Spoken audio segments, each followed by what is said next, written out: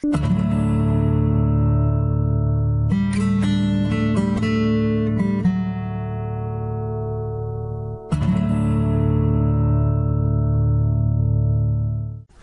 and welcome to the July 2016 ReasonableAccommodation.com webinar. I'm your host, Roy Matheson. Our subject today is what employers need to know about direct threat and regarded as.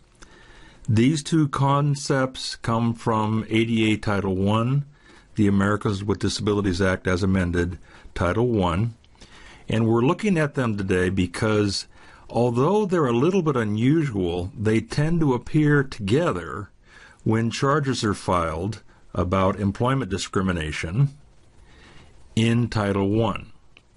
So we're a little bit off the beaten track today, but we'll get into some good definitions and some good information to help you guide your career.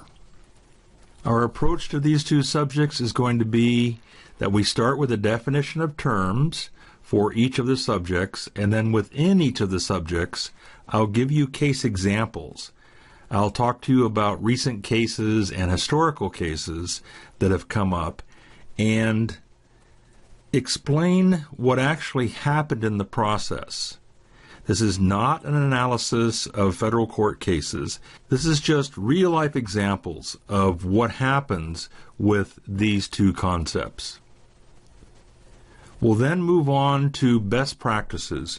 What is it that you can do to make sure that you minimize the damage when one of these concepts is violated, or when a charge is placed against your company and you're asked to react to that charge? I'll give you some very basic steps to take to be sure that you're ready should and when that does happen. Under normal circumstances, the last quarter of this webinar would be questions and answers, and that's typically a live 15-minute process. But because this webinar has been delayed for 3 days now because of technical difficulties and operator incompetence, I'm inviting you to call me directly on my cell phone to discuss any issue having to do with ADA Title I. It doesn't have to be direct threat or regarded as. It can be post-offer employment testing, on the job or stay at work or return to work employment testing, any of those things that happen, reasonable accommodation, any of those things that happen within Title I. If you're more comfortable emailing me, go to info@mathesonra.com, info@matheson, then RA for reasonableaccommodation.com. Send me an email and I will respond to you directly. So let's get into our conversation for today. When Congress changed the original ADA, they were responding to federal court cases that had set the bar to eligibility for being termed disabled quite high. They were concerned that injured workers, injured employees had to jump through a lot of hoops and prove that they had an impairment and prove that they had a disability that qualified them as being disabled under Title I. As we'll see in a minute, the major changes to the law were not a change in the definition of disability. The change was how we interpreted disability, and we were now to use substantially limits of major life activity. So to expand eligibility, major life activity was further defined, and it included major bodily functions, and it included work, for example. So many more people were clearly eligible for coverage under the law as being disabled, and they got benefits under the law, for example, in reasonable accommodation, if there was a connection, if there was a nexus between their impairment, their disability, and the demands of their job. Not the essential functions of the job, but the physical demands or the cognitive demands that supported execution of the essential functions. So the expanded definition of disability wasn't really an expansion of the definition. We have the same fundamental three prongs. We'll go through those very quickly. Under Section 12102, definition of disability, prong 1 means a physical or mental impairment which substantially limits a major life activity. So an individual looking to be qualified under the law has to have a physical or mental impairment which substantially limits a major life activity. The second prong was a history or a record of such a qualifying impairment. And then the third that we'll look at in depth is being regarded as having such an impairment. Notice that in the definition we start with number 1, disability. There's an A and a B, and now we're down at C, being regarded as having such an impairment. We're now going to move down to paragraph 3. Subsection 3 reads as follows. An individual meets the requirement of being regarded as having such an impairment if the individual establishes that he or she has been subjected to an action is very purposefully underlined, he or she has been subjected to an action prohibited under this chapter because of an actual or perceived physical or mental impairment, whether or not the impairment limits or is perceived to limit a major life activity. So there's a big paragraph. The important points to be regarded as: the individual has to establish that they've been subjected to an action that not only did somebody regard them or think of them or consider them to be impaired, but then they took an adverse employment action against that individual. It wasn't just a thought, there was an action behind it that limited the prospects or the access to the enjoyment and benefit of employment on behalf of the employee. And going further, the impairment doesn't have to be a real impairment. It can be a perceived physical or mental impairment. Just having a work supervisor or an HR person or a hiring individual perceive that they have an impairment qualifies them or begins to qualify them as regarded as. Continuing on in paragraph 3, subsection B, paragraph 1C shall not apply, 1C is regarded as, to impairments that are transitory and minor. A transitory impairment is an impairment with an actual or expected duration of 6 months or less. Now, I want to caution you to be careful here. There's been further guidance on this particular section, 3B, that talks about evaluating the impairment and evaluating the resulting disability from the point of view of how major it is. Even though a person may be disabled for less than 6 months, if this impairment and disability gravely affects their life, the courts have been moving toward allowing them to have coverage under Title I. So be very, very careful about resting any defense that you put up based on the 6-month statute of limitations, so to speak. So what does regarded as look like? One of the cases that I've added to your reading list, which is at the end of the webinar, is Jillon versus Felon Ambulance Service. Now, Jillon is, as I remember, Kelly Jillon, and Kelly was a lady who was born with one full arm and one incomplete arm. She wanted to be an EMT. And Jillon is one of the best cases you can read for a post-offer pre-placement process where everybody, from the vice president of the company to the hiring manager to 2 physicians that get involved, everybody in the process makes mistakes in handling Ms. Jillon. They regarded her as, they considered to be a threat. They sent her for a post-offer test in which they did not have a job analysis. They weren't able to compare her to the job-related and consistent with business necessity physical demands that tied to the essential functions of the job. So they were guessing about the demands of her job, and it was suggested that there was only one way that a particular lift in the test could be done. So everybody in the process made a mistake. Everybody in the process was not in conformity with the law. And the sad thing about it was Ms. Jillon went out and got a job with another ambulance service after some training, not very long after she'd applied to felon. But if you want to read a case that will show you how not to do things, felon is the one.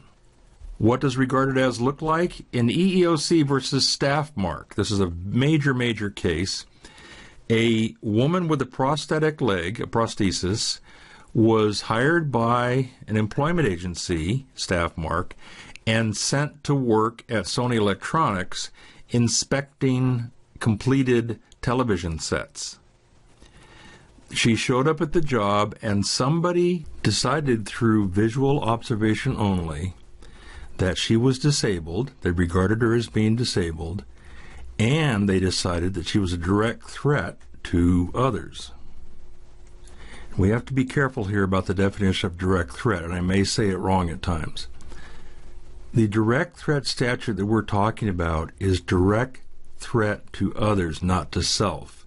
If we believe somebody is a threat to themselves, we have things we can do in medical examination, which comes further down in the law.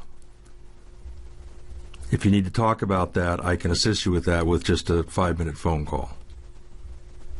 Now, this is a perfect case for looking at how not to do things in terms of allowing other workers or untrained managers use their personal biases to adversely affect employment. This case has moved on and on and on. The last time I checked, Staffmark had, if you will, lost their part of the case, and now Sony Electronics was in court defending themselves. Again, it's a very good case. It's a short read. The last time I heard, I think there were around a $250,000 settlement going with this case, and it's a couple years old now. I'm sure it's settled. I just haven't checked back. But one of the mistakes that was made was Sony not monitoring the relationship with Staffmark, and the person who was in their employ was in their plant, and actions taken by their supervisors to allow a regarded as situation to form.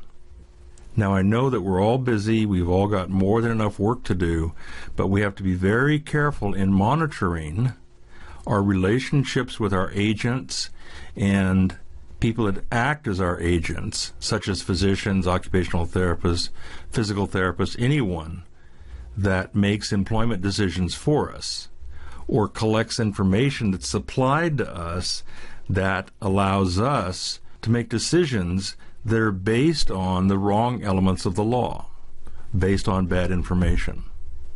And I'll talk about that more later. Sony was just as responsible for the success of this employee because Staffmark was an agent of Sony when the temporary agency was doing the hiring and firing on behalf of Sony.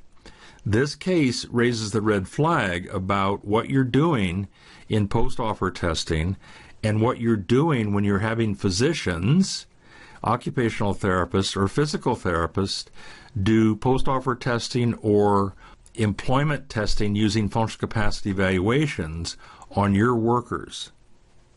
You are not absolved of any responsibility.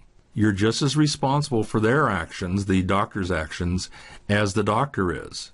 So be very careful about who you allow to provide you information about your workers if they're post-offer and they have not started work yet, or even if they've been on the job for 30 years. If you have questions about employment testing, be sure to give me a call, because there are hundreds of tests that are done every single day that do not meet the demands of Title I. The next case is EEOC versus DuPont, a very interesting case down in Louisiana. The attitudes of the managers and co-workers were the problem in this case. This person was regarded as being disabled because of how she looked and walked.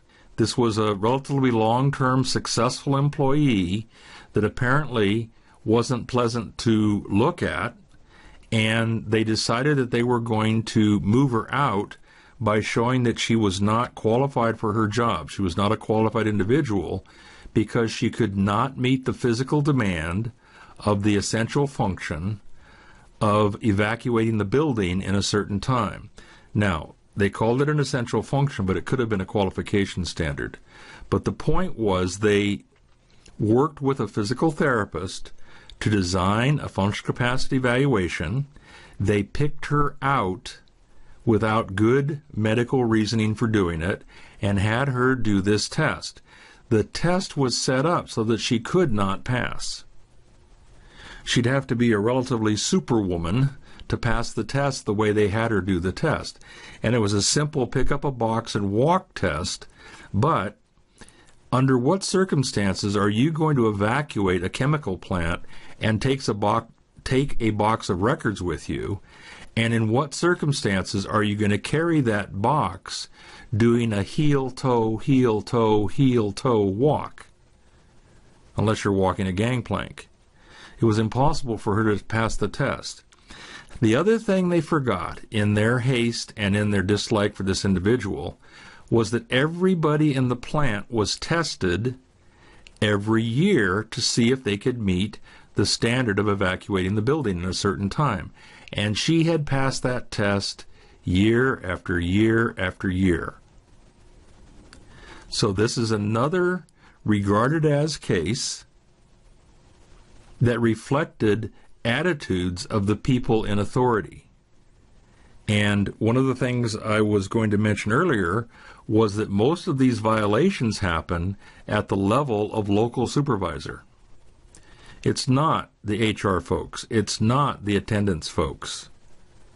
It's the line supervisor that causes most of these violations.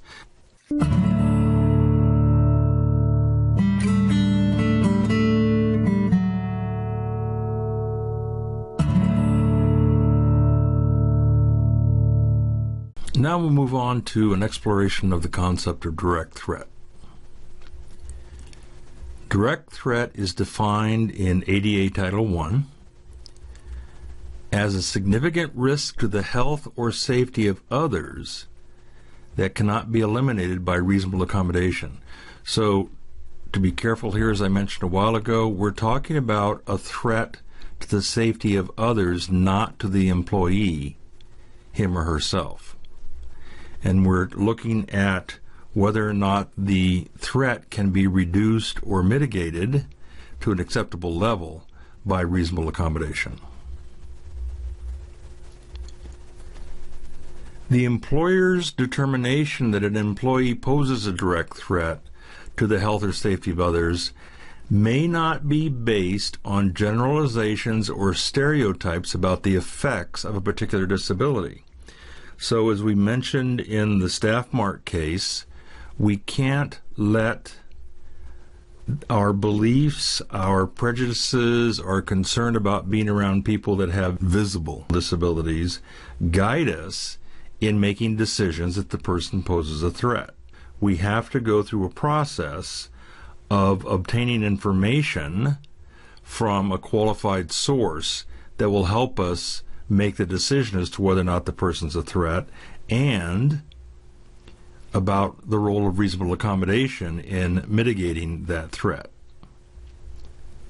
When we go out to get the information that makes the determination, we want to be sure to talk with the person giving us the information or the opinion about the nature, the duration, and the severity of the risk.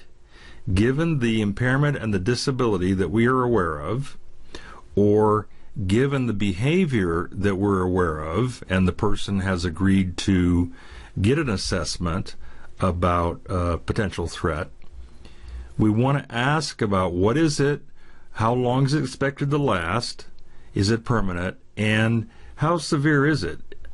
And which is a little bit different than how likely is it that it will actually occur.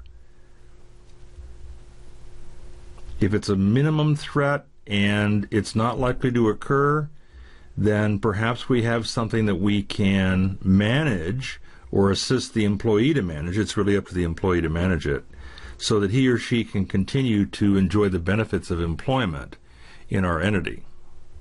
When we go for this opinion, we want to be sure that we come away understanding the probability that the potential injury may actually occur. So even if the individual has a poor gait or poor balance, what is the chance that they're actually going to lose their balance or have a problem with gait to the extent that it does cause an injury in somebody else? And then finally, how will reasonable accommodation and what reasonable accommodation will help us mitigate or eliminate the risk? When a person is a direct threat to others, they are no longer qualified for the job that they are attached to. If you've listened to my webinars before or taken some of my online classes, you know that being a qualified individual is the whole point of Title I. We perform medical examinations under Title I to be sure that the person is not unsafe to perform the physical demands of the essential functions. Under Title I, we're looking for reasonable accommodation so that the person with a qualifying disability can be fully qualified to carry out the essential functions of the job. The whole point of Title I is to enable qualified individuals to enjoy the benefits and privileges of work. So, under the law, when an individual is now a direct threat to others, they are no longer considered to be a qualified individual. The qualification standard demands that they not be a threat to others. So let's take a look at a real case. This is Paul James versus Goodyear Tire and Rubber, and the case is in your reading at the end of the webinar. Paul James was a bandery operator at a plant down in Tennessee, I believe. And a bandery job is very difficult. It's hot, it's smelly, there are a lot of moving parts, there are a lot of moving support vehicles like forklifts, and you really have to have good mobility and good gait to not be a threat to others or to yourself. Paul James was a successful employee, long-term successful employee, that had deteriorating MS. So he was having trouble getting to his workstation. He was getting rides from people on forklifts and on tow motors, things like that. But he was also, and probably the most significant issue, he was having trouble getting out of the way of moving forklifts. So he was a danger, a threat to other folks. Besides being a threat to himself, he was a danger to other people in terms of being in an accident with a moving forklift. When we look for signs, functional signs of someone becoming a direct threat, we use our observation skills to watch for changes in their balance, in their gait, if they are all of a sudden displaying signs of pain or discomfort, if they have a loss of mobility in their limbs, they're not as strong as they used to be, or they don't have the range of motion through their limbs, if they have a decrease in power, which is their whole body ability to exact force on an object, to push, pull, lift, etc., or if they have a significant decrease in their endurance. There's a normal aging process that will affect all of these elements of safety, but we're looking for the quick changes, the sudden changes, the changes that may have come from an accident, a sports injury, or a quick onset of a disease. The key here is we're observing their ability or their loss of ability. And obviously a line supervisor is going to be a major element of this observation. We can also be notified of a building direct threat from a coworker, obviously a supervisor, a regional manager, which is in the Gucker versus U.S. Steel case, a $5.5 million case that settled this last year. We can get notice from a union representative, a shop steward, the internal ergonomic comfort or safety team, a healthcare provider, from a significant other, a spouse, a partner, or from the worker themselves. So any of these verbal or written cues or notices that the individual has had a change in their functional ability does two things. It may be a tip-off that a reasonable accommodation is needed, but it also may be a tip-off that a direct threat is developing. So for each one of these people, particularly the people that are management in the company or management in the union, they should all be briefed on how to watch for these kinds of changes and how to report these changes to the appropriate folks in the company, which may be you, and to not confront the individual on a disability basis. They may want to have a conversation on a functional basis, but not on a disability basis. Other flags for direct threat: if a person all of a sudden has an increased amount of time off work, if you hear of a report of an injury, an accident, or disease, if they have a request for reasonable accommodation, or if you get a report from a post-offer employment test secondary to a suggestion for reasonable accommodation to achieve qualified individual status. Now, what does that mean? And I threw this in here very specifically. I mentioned twice earlier in the webinar that there are people out there acting as our agents, and those people can be physicians, they can be occupational therapists, physical therapists, who are doing testing of our conditional hires or of our people that are already on the job, our incumbent workers. In this case, in a post-offer, we're not testing incumbents, we're testing conditional hires. But if they come back, if the post-offer tester comes back and makes a suggestion for reasonable accommodation to mitigate a factor that is keeping the individual from being able to safely perform the essential functions of the job, the physical demands of the essential functions of the job, that may be an indication that we should be monitoring their function after we accommodate them to make sure they're not a direct threat to others. And obviously, this all has to do with the degree of whatever the issue is, the extent of whatever the issue is, and the observations of yourself and all the people I mentioned a few minutes ago. Now, number 4 comes out of U.S. Steel. Gucker versus U.S. Steel. It is a concept that's growing in the law that people have been ignoring for quite a long time.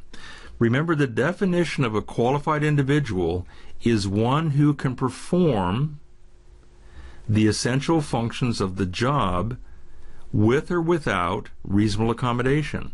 So any time in a post-offer test, in an on-the-job FCE test, and an FCE for a person returning to work, if the person has restrictions from either a physician or from a tester, they should be telling you, they should be notifying you about the need to consider reasonable accommodation to mitigate whatever restriction there is and whatever shortcoming the individual has in being qualified.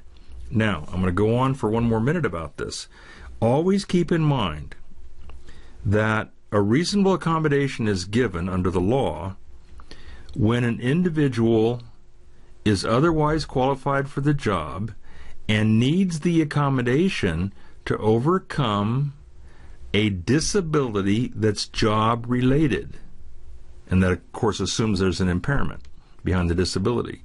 But the key is the disability that we're compensating for has to be job-related. We do not need to give accommodation for a disability that has nothing to do with the job. Because theoretically, if the disability truly has nothing to do with the job, then it's not blocking the ability to safely carry out a physical or cognitive demand.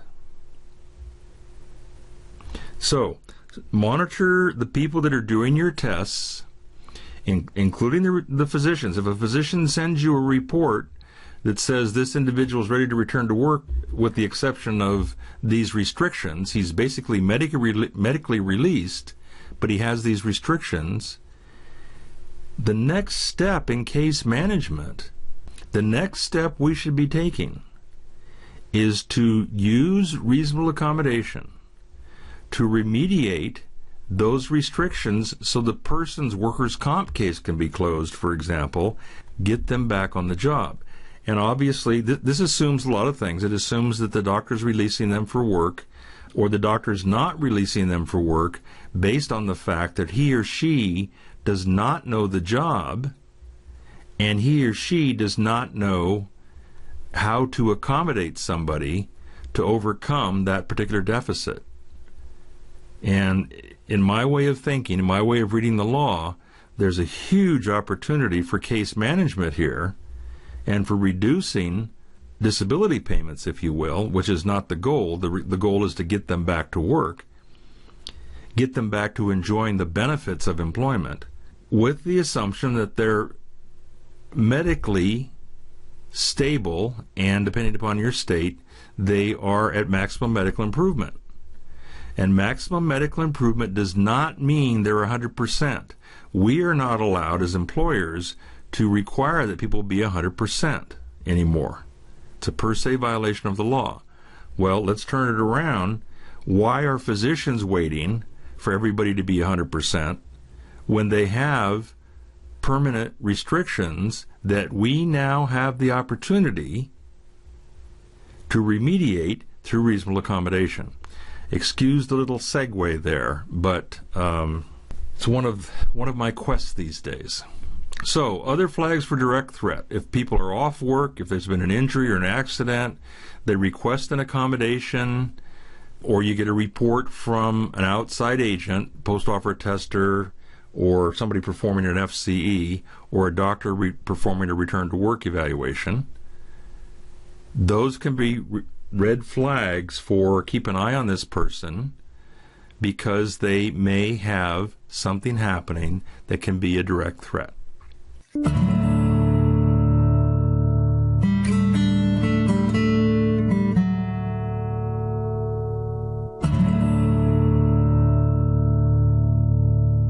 Now let's move on to suggestions for how to manage these situations. Remember, ADA Title I, and in fact the entire ADA, is a process law, and that's very, very important to us. It's a process law.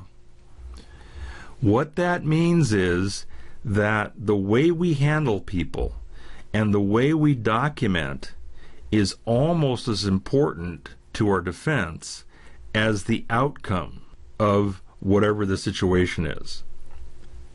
Even in a regarded as, in a direct threat or a reasonable accommodation case, if we get our paperwork in order, if we follow a standardized procedure, we accomplish two things. One is it will make the situation much less stressful if you're dealing with a difficult worker, and it provides the coverage you need so that the EEOC can look at the case or look at the charge that's being laid and say, just like in the Paul James case, they did the best they can do. It didn't work out for everybody, but at least they were playing within the spirit of the law. So a process-based law encourages you to establish a step-by-step protocol to navigate the variabilities of dealing with people. So if we have a constantly dynamic situation in dealing with a person, and then we've got a law that's pretty clear, let's use the law to set up a protocol. And then we don't have to make it up every time we go through it. And my thinking here is that we want to be very parallel to the interactive conversation, the interactive process we use to manage reasonable accommodation requests. So as you're listening to this, as you're thinking about it, think reasonable accommodation process. Now let's think regarded as and direct threat process.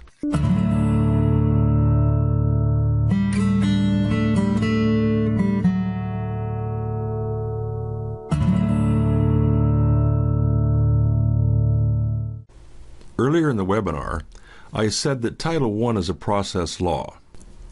We're now going to look at what I called best practices and add those to the structure of the law. But I'm going to change it a bit and not call these best practices, which seems to be an egotistical approach to the process, but instead give you some ideas of things that tend to work in this area. And hopefully through your experience and your application of these ideas to your particular setting, you can come up with what is a best practice for you. Here are some ideas. Review all demotions, all transfers, all major changes in employment status of your staff from the point of view of Title I. In effect, you're going to ask, is there a regarded as element to this change? Did somebody think that someone else had a disability and took action about their employment status based on their belief in that disability? I strongly urge you to engage in a very direct conversation with the supervisor or other personnel involved or responsible for the change. You want to be sure that they have the time to, if you will, be straightforward with you about the status of the individual, about why something was changed. And if, for example, they say, well, productivity was down or attendance was down, those kinds of things, was that a result of some form of a disability that was hiding in the background? What I mean by that is that the courts are slowly moving toward the belief that employers at times should know when someone needs a reasonable accommodation to overcome a disability. And if you look at the relationship between regarded as and reasonable accommodation, it's a very, very close relationship. The regarded as following by an adverse employment action can pretty much only be saved by the application of reasonable accommodation. If one of your supervisors has taken an adverse employment action, the way to pull things back, the way to back up the truck, so to speak, is to get involved, explore whether or not you have, as a company, responsibility or liability in the situation, and then attempt to fix it in good faith with reasonable accommodation. Of course, the other thing to do there is to be sure you review your supervisor's training to look for holes or look for the reason that the supervisor felt it was okay to take that action. You've got to move quickly. If someone indeed was discharged, particularly a constructive discharge, based on a regarded as status, you've got to repair the damage as quickly as you can, and you've got to get the documentation done as quickly as you can. That individual, in most circumstances, is going to have 180 days to file a charge with the EEOC.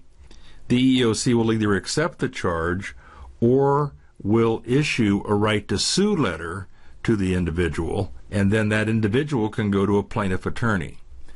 I would prefer that you have all of the history documented, including the errors that you made, and then the history of whatever you did to try to salvage the situation. Again, this is a process law.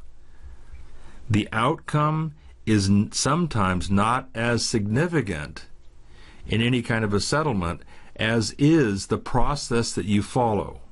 You want to repair the damage as quickly as possible. If a supervisor says, oh, everybody knew about this, the union knew about it, you've got to interview those people. Now, we're talking here probably $250,000 and up, depending upon how the EEOC sees this violation.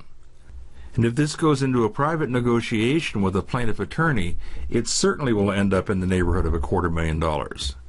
So you want to move quickly, you want to prepare your defense, you want to be in the status of being on top of the situation as soon as you receive the right to sue letter, or as soon as you receive any kind of a notice that the employee, or the former employee, is aware of regarded as. When your people, when your staff, when your supervisors, when anybody discusses this issue with other supervisors or other staff, be sure they approach it from a functional point of view. If you have to talk to another employee about the status of a former employee who is claiming regarded as, you really want to focus on functional rather than disability. If you can, don't lead with, this is a situation that involves a disability that Nancy had or reportedly had. Instead, go with, I really want to pin down what happened in this situation in regard to Nancy's function.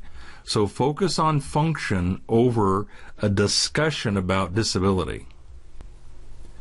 Again, we've pretty much looked over 6 and 7. If you can, you want to assuage the situation if the employee is still with you by offering a reasonable accommodation, or at least exploring a reasonable accommodation to overcome the functional deficit, not the disability deficit, but the functional deficit that that person may be experiencing, or that the supervisor may have assumed the individual is experiencing. Remember, it's not up to the employee to disclose any form of disability at any time. You may see the consequence of the disability, which would be a functional limitation or a cognitive limitation. You may see a slowdown in pace, in power, in range of movement. And number 8, as soon as you suspect that there may be a regarded as situation lurking in the bushes, you want to get competent legal counsel, someone who has experience with the EEOC, someone who knows how to work with an EEOC investigator. One of the worst mistakes one can make is to have a real bulldog attorney represent you in front of the EEOC, or have an attorney that hasn't experienced working with an EEOC investigator and thinks they can get away with lecturing or teaching the law to the federal investigator. It doesn't work. It's not going to happen. You've got to treat EEOC investigators with a lot of respect. You've got to know that they know the federal law better than most attorneys, although they are not attorneys. They are looking for cases that are going to have a major impact on the country as a whole. They're not looking for small, well-contained cases. They're not looking for employers that have done their best to abide by the spirit of the law. So there's a whole process here that's in play, and one of the ways to really not do yourself a favor is to have a real strong, tough guy or tough lady attorney representing you.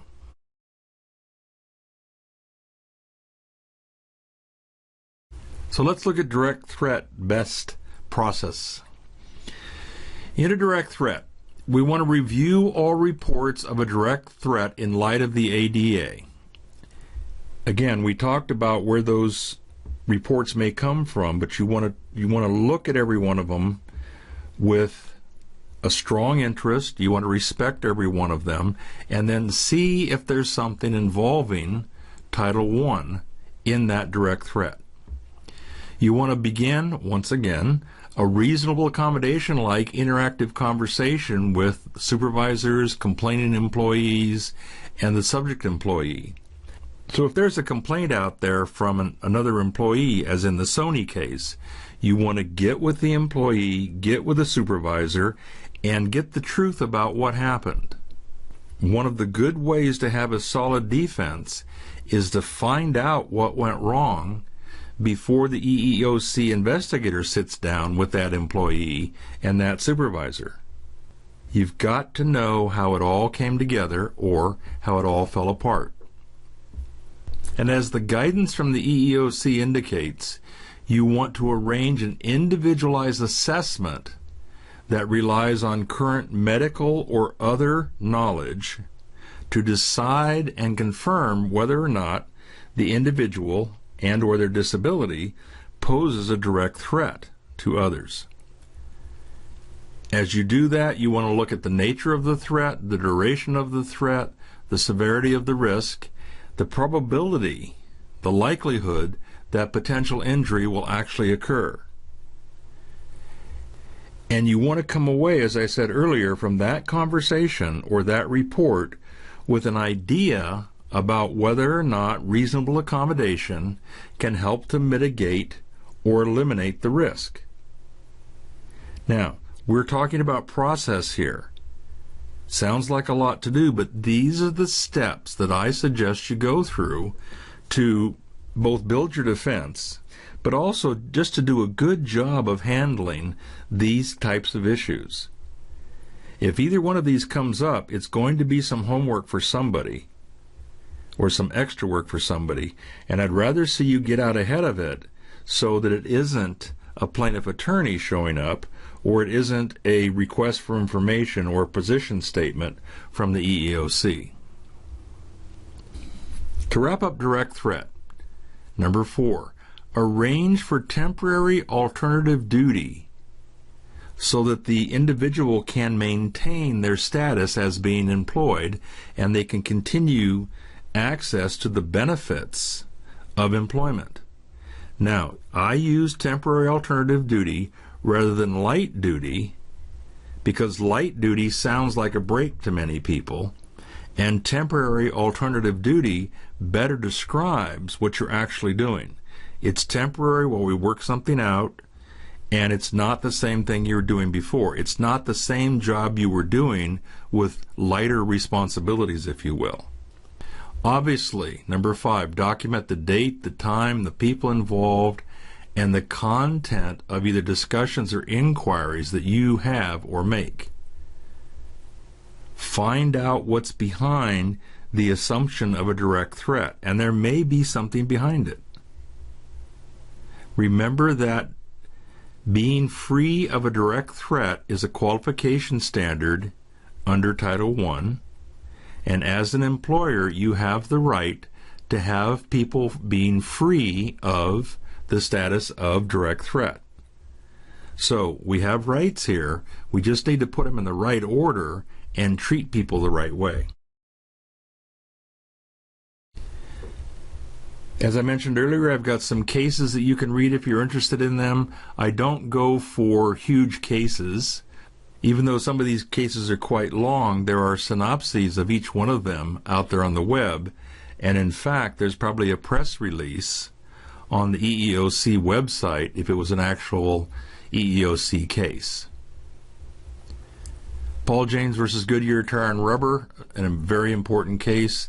It's the case that gave us a green light for testing and tells us how to do testing. It's the case of the person who could not get out of the way of forklifts. Jillon versus Felon Ambulance is the woman that wanted to be an EMT, and the people that she interviewed with, the physicians that were going to test her, all of those people made mistakes in the process of dealing with her. EEOC versus DuPont is the woman who had to do the heel-to-toe evacuation of the building. Holiday is a major case. It has to do with, as I recall, HIV and police officers and whether or not someone could be dismissed because of that form of an impairment, and was it really a disability? Same thing basically in the next two cases, Concord and Angela Higgins. Angela Higgins is an interesting one in that she had an accident in her car and then mentioned to the insurance company that she had some form of a cognitive issue. And I don't remember exactly what it was, but they revoked her insurance and then they did not pay her claim. That's an unusual one, but it's a good one to read. So, questions and answers. Again, contact me at reasonableaccommodation.com is the website. info@MathesonRA is email. Phone number 603-358-6633 will get you to the office, but my private cell phone is 603-770-3484. Next month, August 10th, if all goes well, we'll be on a new webinar system. And we'll have a special guest. We'll be talking about tips for accommodating applicants and temporary employees. What do you do to accommodate applicants? What's your responsibility for accommodating temporary employees? Until then, be well, keep up the good work, and please stay in touch.